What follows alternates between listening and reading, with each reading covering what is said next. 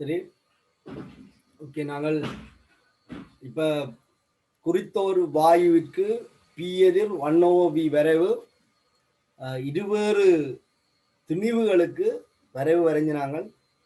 அந்த ரெண்டு சந்தர்ப்பத்திலையும் திணிவு மாறல் என்று சொன்னால் அது உற்பத்தி கூடாக செல்ற நேர்கோடாகத்தான் இருக்கும். ஆனால் திணிவு பாய்லின் விதியில பயன்படுத்தப்படுகின்ற மாறிலின்ற படித்திறனை பாதிக்கிறதால படித்திறன் மாறும். அப்ப ரெண்டு வலையையும் ஒரே அச்சில் குறிப்பிடும் போதுதான் எங்களுக்கு அந்த சிக்கல் வரும். எந்த வலைக்கு படித்திறன் கூறுறன்னு சொல்லி அதுதான் நான் உங்களுக்கு லட்சிய வாயு சமன்பாட்டை அறிமுகப்படுத்தி அந்த K1 என்னத்தோட தொடர்பட்டிருக்கின்ற தொடர்பை சொல்லியிருக்கேன். திருப்பி இருக்கும் அந்த விஷயத்தை பார்த்து கொண்டு கிராஃபை பார்ப்போம். சரியா? இப்ப நாங்கள் PV சமன் K1 சொல்றோம். பாய்லின் விதிப்படி PV பெருக்க ஒரு மாறிலி. அப்ப P சமன் K1 × 1/v. அமுக்கத்தை y அச்சிலையும் கனவளவின் நிகர்மாறை x அச்சிலையும் கொண்டு வரையும் போது இந்த K1 என்பது வளையின் படித்திறனுக்கு சமனாக இருக்கும். K1 குறிப்பிட்ட நிபந்தனை திணிவும் வெப்பநிலையும் மாறல் என்று சொன்னால் ஒரு மாறிலி என்று சொல்லியிருக்கோம். படித்திறன் மாறாத ஒரு கிராஃப் இருக்கு. இப்ப நாங்கள் நியோன் வாயுவுக்கு சரிதான், நியோன் வாயுவுக்கு W1 என்று சொல்லப்படுகின்ற ஒரு மாறா திணிவையும் T என்ற வெப்பநிலையையும் பயன்படுத்தி இந்த வெப்பநிலையிலையும் P எதிர் 1/v வரைகிறோம். சரிதான், P எதிர் 1/v வரைவு வரையும். அப்ப ஏற்கனவே நாங்கள் சொன்ன மாதிரி திணிவும் வெப்பநிலையும் மாறல் என்று சொன்னால் அமுக்கம் கனவளவின் நிகர்மாறுக்கு நேர்வீத சமன். அமுக்கம் கனவளவின் நிகர்மாறுக்கு நேர்வீத சமன். ஆகவே வலையை கீறும்போது உற்பத்தி கூடாக செல்ற நேர்கோடுகளுக்கு கிடைக்கும். அமுக்கத்திற்கும் 1/v வரைவு வரைஞ்சால் அது உற்பத்தி கூடாக செல்ற நேர்கோடாக இருக்கும். சரியா? உற்பத்தி கூடாக செல்ற நேர்கோடாக இருக்கும். இந்த படித்திறன் நியோன் வாயுவிற்கு W1 என்று சொல்லப்படும் ஒரு மாறா திணிவிலையும் T என்ற ஒரு மாறா வெப்பநிலை உரியதாக இருக்கும். இதை நாங்கள் படித்திறனை இதோடு சம்பந்தப்படுத்தும். இப்ப நாங்க என்ன செய்யறோம் என்றால் இதே நியோன் வாயுவிற்கு சரிதானே, இதே நியோன் வாயுவிற்கு வேறொரு திணிவை பயன்படுத்தணும். அப்ப W2. ஆனால் அந்த திணிவை நாங்கள் மாத்தல T என்ற வெப்பநிலை. ஒப்பவும் திணிவு மாறையில வெப்பநிலை மாறையில. ஆகவே P எதிர் 1/v வரை வரைஞ்சால் அதுவும்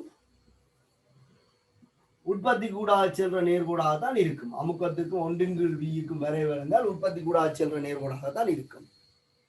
ஆனால் பாய்லின் விதியில பயன்படுத்தப்படுற மாறிலி K1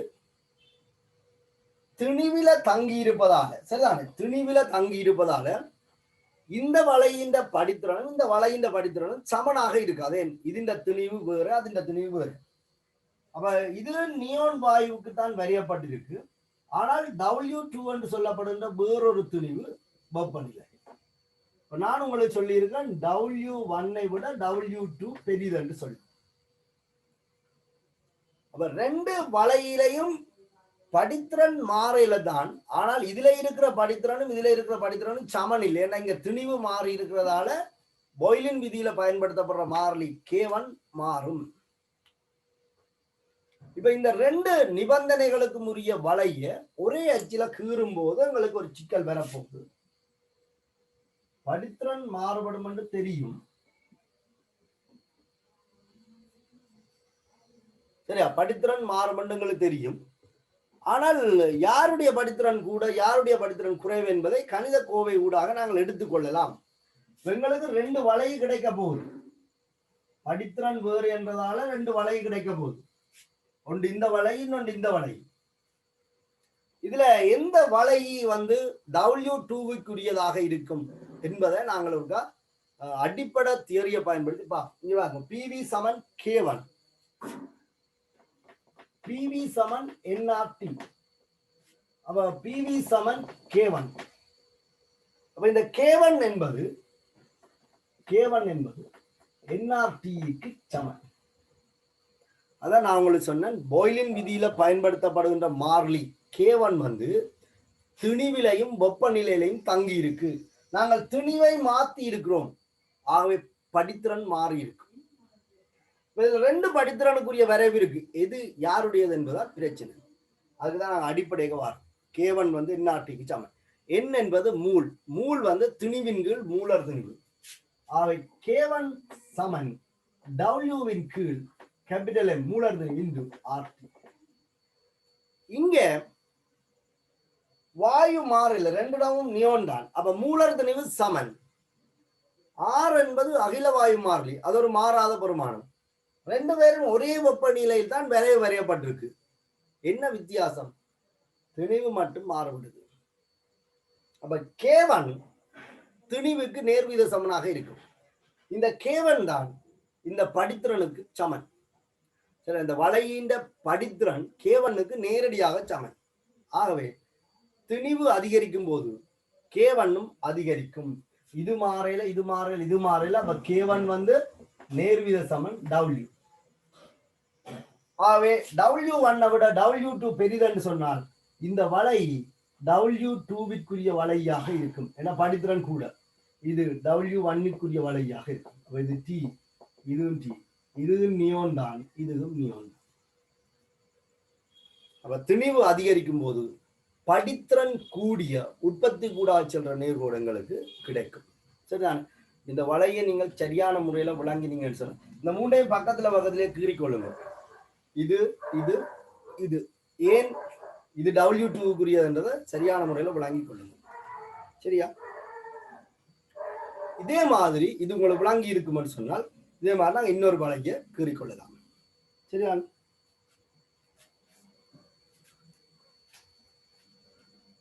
P எதிர்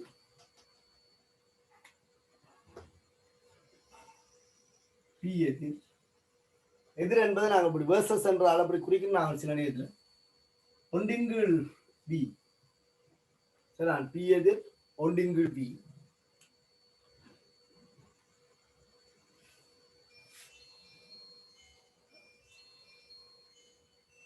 இதை அழிக்கிறேன்.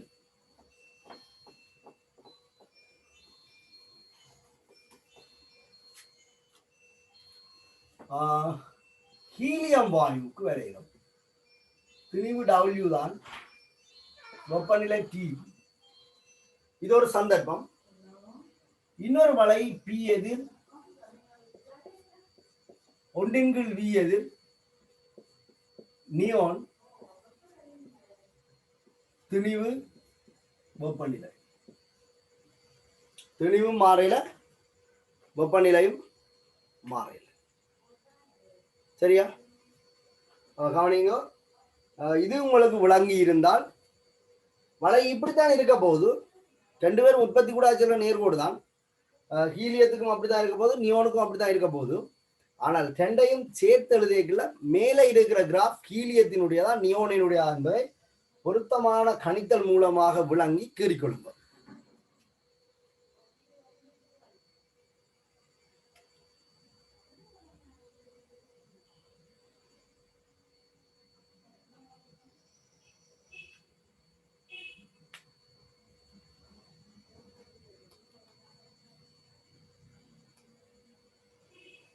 சரி, அந்த கிராஃபை நீங்கள் சுயமா இருக்கா கீர்னீங்கன்னு சொன்னா நல்ல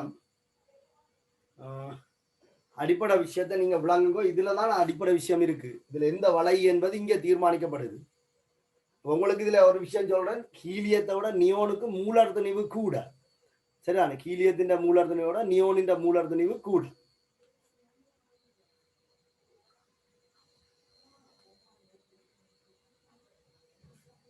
அப்ப நான் இதை மாத்திரன் கவனிங்கோ. இந்த வளை இப்படித்தான் இருக்க போகுது. மாத்திரன் இது ஹீலியத்துக்குரிய வளை.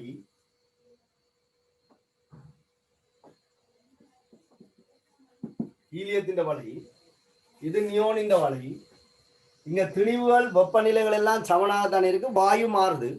அப்ப திணிவு மாறாட்டாலும் வாயு மூலர் திணிவு மாறுறதால மூல் மாறும். K1 வந்து NRTக்கு சமன். K1 W/MRT மூலர் திணிவு அதிகரிக்கும் போது K1 என்ன செய்ய மாட்டா குறையும். அங்க படித்திறன் குறைஞ்சவர் கீழே இருப்பார். இதுதான் படித்திறன் குறைஞ்ச கிராஃப். அப்ப இதுல யார் வரும்? ஹீலியம் வருமா நியோன் வருமான்னு நீங்க யோசிங்க. மூலர் திணிவு கூட படித்திறன் குறையும். இந்த K1 என்பது படித்திறனுக்கு சமன். இந்த K1 வந்து படித்திறனுக்கு சமன்.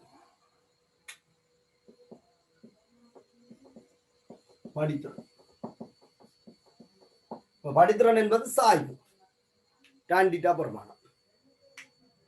சரியா? அப்ப இந்த கேள்விக்கான விடை இது ஹீலியம் இது நியோன் ரெண்டு தனித்தனியே இப்படித்தான் இருக்கும். ஆனால் ரெண்டையும் ஒன்றாக்குறும் போது மூலர் திணிவு குறையும் போதும் படித்திறன் அதிகரிக்கும். வேண்டாம், மூலர் திணிவு குறைய படித்திறன் அதிகரிக்கும். அவை படித்திறன் கூடின கிராஃப் வந்து ஹீலியத்துக்குரியதாக இருக்கும். படித்திறன் கூடிய கிராஃப் ஹீலியத்துக்குரியதாக இருக்கும்.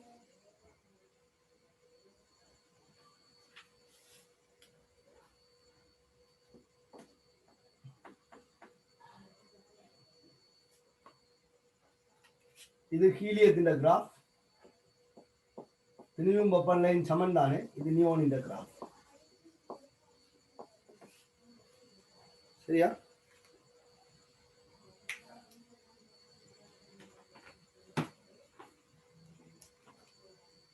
இதுல வாயுக்கள் எல்லாம் லட்சிய வாயுக்கள் என்று எடுத்துக்கொள்ளணும். ஹீலியம் நியோன் எல்லாம் லட்சிய வாயு என்று எடுத்துக்கொள்ளணும். இல்லைன்னா இந்த விரைவுகள் இந்த மாதிரி அமையாது. உற்பத்தி கூட ஆச்சுன்ற நேர்கூடாக இருக்காது. இது உங்களுக்கு விளங்கி இருந்தா அடுத்த வலை P எதிர் 1/V வலை ரெண்டுமே நியோன் வாயு கொண்டு ஹீலியம் வாயு கொண்டு வச்சுக் கொள்வோம். ரெண்டுமே ஹீலியம் வாயு. ஒன்று T1 என்ற வெப்பநிலை, இன்னொன்று T2 என்ற வெப்பநிலை. இதுல T1 விட T2 பெரிது அப்படி சொல்லியிருக்கேன். T1 பார்க்க T2 பெரிது.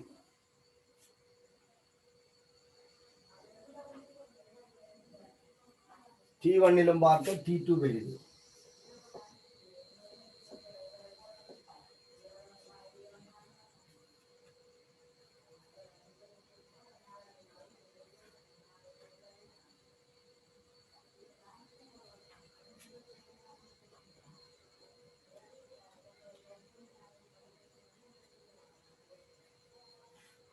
இந்த வலை இப்படியே தான் அமையும். அங்கதான் உங்களுக்கு பிரச்சனை வரும்.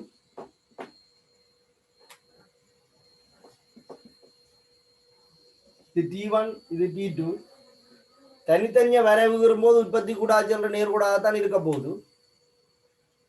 ரெண்டையும் ஒன்றாக்குறும் போதுதான் யார் T1 யார் T2 என்பதை நீங்கள் இந்த தொடர்பில் இருந்து விளங்கிக் கொள்ள வேண்டும்.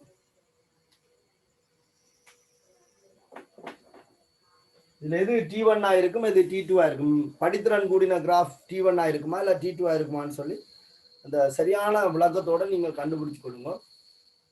இதுல பாருங்க PV சமன் NRT, அதாவது PV சமன் K1. K1 வந்து NRTக்கு சமன். இந்த K1 என்பது படித்திறனுக்கு சமன். படித்திறன் சமன் K1. அது வந்து W/M/RTக்கு சமன். இங்க மூல் மாறையில, இந்த திணிவு மாறையில, வாயு மாறையில R மாறாது, T மாறுது. K1 வந்து தனி வெப்பநிலைக்கு நேர்வீத சமனாக இருக்கும். வெப்பநிலை கூடும்போது படித்திறன் கூடும்.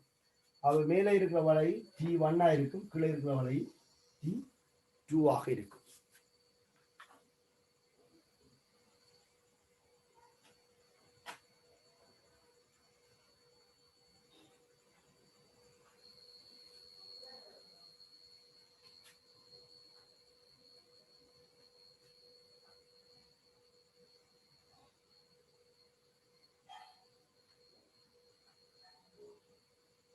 சரியா? இன்னும் ஒரு சின்ன விஷயம் இருக்கு, சொல்லிட்டு வர்றேன். இதை அழிக்கிறேன்.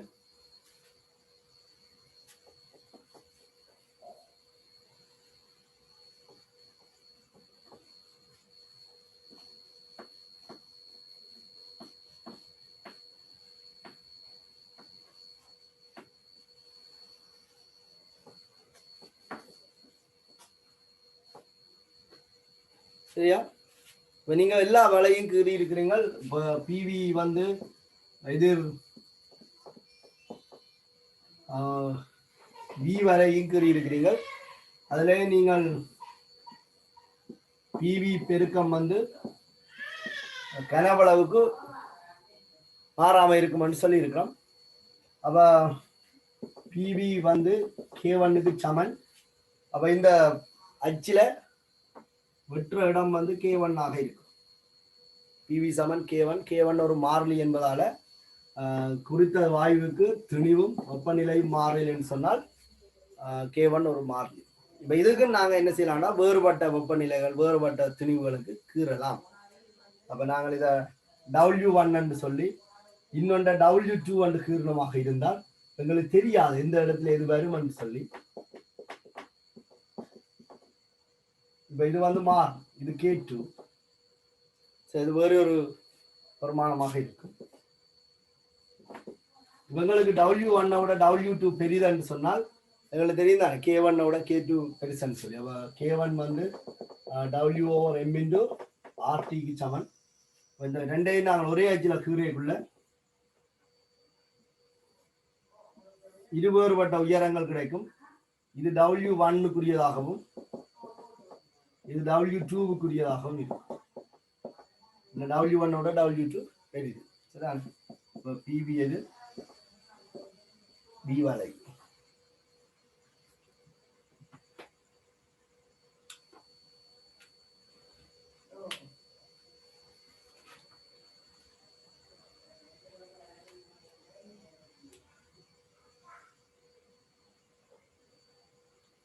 சரியா? இன்னொரு விஷயத்தை சொன்னால் இவ்வளவு முடிஞ்சிடும். தலையங்கம் போட்டுக்கொள்ளுங்க. போய்லின் விதிக்குரிய பண்பறி விளக்கம். கனவளவு குறையும் போது ஏன் அமுக்கம் கூடுது என்பதை பண்பறி ரீதியாக நாங்கள் விளக்க போறோம். தலையங்கம் போட்டுக்கொள்ளுங்க. போய்லின் விதிக்குரிய பண்பறி விளக்கம்.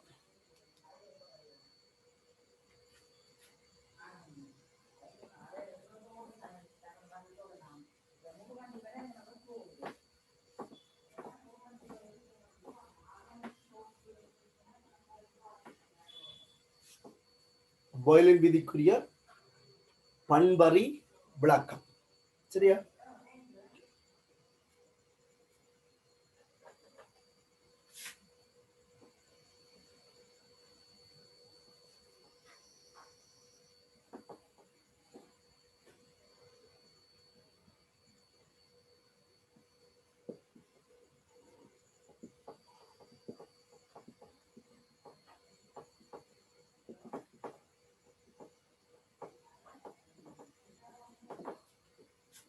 போய்லின் விதிக்குரிய பண்பறி விளக்கம்.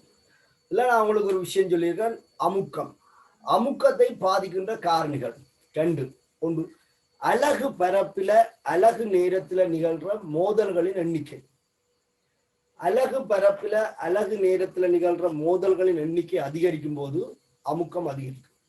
இன்னொன்று, அலகு பரப்பில அலகு நேரத்துல மோதுற மோதல்கள்கிட்ட வலிமை, அது இயக்க சக்தியில தங்கி இருக்குது. இயக்க சக்தி கதியில தங்கி இருக்கு, கதி வெப்பநிலையில தங்கி இருக்கு. அப்ப வெப்பநிலை அதிகரிக்கும் போது ஒன்று வலிமை கூடும், வேகமும் கூடுறதால அலகு பரப்பில் அலகு நேரத்தில் நிகழ்ற மோதல்கள் எண்ணிக்கையும் அதிகரிக்கும். இந்த 2 காரணியும் தான் அமுக்கத்தை பாதிக்கும். இப்ப பாருங்க, இந்த படத்தை ஒரு சுமார் ரஃபா கீறிக்கொள்ளுங்க. ஒரு முசலம்,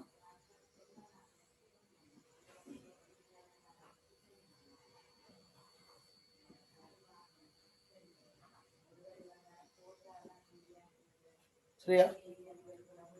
ഇതിന്റെ நீளம், குறுக்குவெட்டு பரப்பு மாறாம இருக்கிறதால நீளம் வந்து கனவளவுக்கு நேரடியாக நேர்வீத சமனாக இருக்கு. L1 என்ற ஒரு நீளத்துல இருக்கு. அப்ப V வந்து A × L ஆனே. அப்ப A × L1 V குறுக்குவெட்டு பரப்பு மாறால A வந்து L வந்து Vக்கு நேர்வீத சமனாக இருக்கு. இப்போ பாருங்க, இதுக்கெல்லாம் கொஞ்சம் வாயு மூலக்கூறுகள் இருக்கு. கொஞ்சம் வாயு மூலக்கூறு இருக்கு. அவற்றின் திணிவு மாறையில வெப்பநிலையும் மாறையில. திணிவும் மாறையில, வெப்பநிலையும் மாறையில. இந்த வாயு மூலக்கூறுகள் சரி, இந்த வாயு மூலக்கூறுகள் இந்த பாத்திர சுவரை மோதுவதால் இதுக்குள்ள ஒரு அமுக்கம் ஏற்றப்படும். அவ்வளவுதான். பாத்திர சுவரை மோதுவதால் இதுக்குள்ள ஒரு அமுக்கம் ஏற்றப்படும். அந்த அமுக்கம்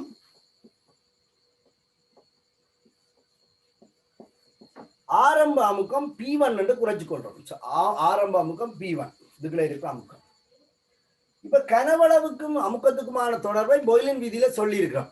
அதுக்கான விளக்கத்தை நாங்க இந்த இடத்துல கதைக்க போறோம். சரியா? கனவளவு குறையும் போது ஏன் அமுக்கம் கூட வேணும்? ஏன் அமுக்கம் கூடும்? அல்லது எப்படி அமுக்கம் கூடும்? அமுக்கத்தை பாதிக்கிற காரணியில மாற்றம் ஏற்பட்டால் அமுக்கம் மாறும். இதுக்கு இயங்குற மூலக்கூறுகள் பாத்திர சுவரை மோதணும்னா அது இவ்வளவு தூரத்துக்கு இயங்கலாம். சரிதான்? இவ்வளவு தூரத்துக்கு இயங்கித்தான் அடுத்த மோதலை நிகழ்த்தும், சுவரோட மோதை. அப்ப இந்த முசலத்தை அமுக்கி இதன் கனவளவை பாதியாக குறைத்தோமாக இருந்தால்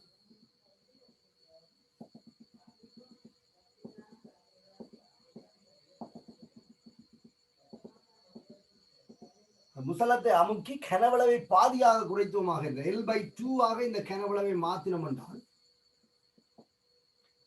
கனவளவு குறையும். முசலத்தை அமுக்கினா கனவளவு குறையும். தெளிவா இருக்கும். வெப்பநிலை மாறில சரியா? அதுல தெளிவா இருக்கணும். ஏன்னா மாறா வெப்பநிலை நாங்க இங்க பயன்படுத்துறோம். மூலக்கூறின் எண்ணிக்கையும் மாறாது. ஏன்? குறித்த துணி வாயு அடைக்கப்பட்டிருக்கிற வாயு குறித்த வாயுன்னா மூல் மாறாதான். அப்ப எண்ணிக்கை மாறாது. அப்ப மூலக்கூறின் எண்ணிக்கையும் மாறையில, வெப்பநிலையும் மாறையில. அப்ப எப்படி அமுக்கம் மாறும்? அமுக்கம் தங்கியுள்ள காரணிகள் ஒன்று அலகு பரப்பில அலகு நேரத்தில் நிகழ்ற மூலக்கூறுகளுடைய எண்ணிக்கை. இதுக்குள்ள 1000 மூலக்கூறு இருந்தால் முதல் இந்த 1000 மூலக்கூறு இவ்வளவு தூரம் இயங்கித்தான் மோதலுக்கு உட்படும். இப்ப கனவளவு குறைக்கப்பட்டதாக அந்த 1000 மூலக்கூறுகள் அதே நேரத்தில் முதல் ஏற்படுத்தின மோதல்கள் எண்ணிக்கையை விட கூடுதலான மோதல்கள் எண்ணிக்கை ஏற்படுத்தும் சொன்னால் கனவளவு குறைஞ்சிட்டு, அதாவது இயக்குகிற தூரம் குறைஞ்சிட்டு. அப்ப நீங்க ஒரு விஷயத்த மென்ஷன் பண்ணணும், வெப்பநிலை மாறையில, ஆகவே மூலக்கூறுகள்கிட்ட இயக்க சக்தி மாறாது, மோதல் வலிமை மாறாது.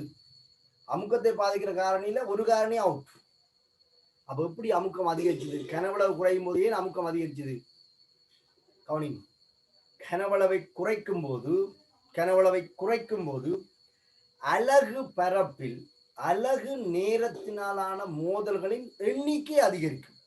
மூலக்கூறின் எண்ணிக்கை மாறையில, அந்த மோதல்கள் எண்ணிக்கை மாறுது என்னன்னு சொன்னா கனவளவு குறைகிறதால. அப்ப கனவளவு குறையும் போது அலகு பரப்பில அலகு நேரத்துல நிகழ்ற மோதல்களின் எண்ணிக்கை அதிகரிக்கும். ஆகவே கனவளவிற்கு நேர்மாறு வீத சமனாக அமுக்கம் அதிகரிக்குது. சரியான? இப்ப இதுதான் பண்பறி விளக்கம். அப்ப விளங்கிக் கொள்ளுங்க. வெப்பநிலை மாறையில, ஆகவே மூலக்கூறுகளின் மோதல் வலிமை மாறாது. இருப்பினும் கனவளவு குறைக்கப்படும் போது அலகு பரப்பில் அலகு நேரத்தினாலான அலகு பரப்பில் அலகு நேரத்தினாலான மோதல்களின் எண்ணிக்கை அதிகரித்து அமுக்கம் கனவளவிற்கு நேர்மாறு விகித சமனாக அதிகரிக்கின்றது. இதுதான் பாய்லின் விதியில சொல்லப்பட்டதுக்கான விளக்கம். பண்பறு ரீதியாக இந்த விளக்கத்தை நாங்கள் சொல்லிக்கொள்றோம். இதை நாங்கள் அளவறு ரீதியாக பார்க்கலாம். இதுல ஒரு பெரிய விடயம் இல்லை. இதுல ஒரு அமுக்கமானி ஒன்றை நீங்க ஜாயின் பண்ணினீங்கன்னு சொன்னால் இந்த கனவளவை குறைக்க இந்த அமுக்கம் கூறுறதை நாங்கள் என்ன செய்யலாம் என்றால் அளவறு ரீதியாக பார்க்கலாம். சரிதான்? அதுக்கு முடியாத காரியம் இல்லை. ஸ்கூல்களில் பாய்லிங் ஆப்ரேட்டர்ஸ் அப்படின்னு சொல்லி ஒன்று இருக்கு. இந்த மாதிரி செட்டப்லாம் இருக்கு. இதுல ஒரு சின்ன ப்ரெஷர் மீட்டர் ஒன்று போடப்பட்டிருக்கு. இந்த முசலத்தை நாங்கள் அமுக்கும் போது இந்த அமுக்கம் கூறுறதை அளவறு ரீதியாக பார்க்கலாம். சரிதானே? அப்ப விளங்கிக் கொள்ளுங்க. மாறா வெப்பநிலையில் மூலக்கூறுகளின் மோதல் வலிமை மாறாது.